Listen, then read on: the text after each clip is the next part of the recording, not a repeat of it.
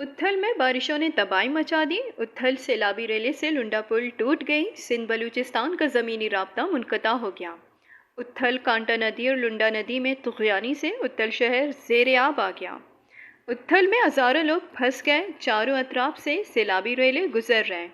لسبیلا میں قومی شاہراہ سے کئی مقامات سے پانی گزر رہا ہے۔ ٹریفک معطل ہے۔ اتھل لنڈا ندی کا سیلابی ریلا اتھل بازار میں داخل ہو گیا۔ اتھل شہر کے وسط سے گزرنے والی قومی شاہراہ سیلابی ریلے کی زد میں شہریوں کے گھروں میں پانی داخل ہو گئے۔ لوگ نقل مکانی کرنے پر مجبور ہو گئے۔ ضلعی ہیڈ کوارٹر شہر اتھل پانی میں ڈوب گیا۔ ہر طرف پانی ہی پانی ہے۔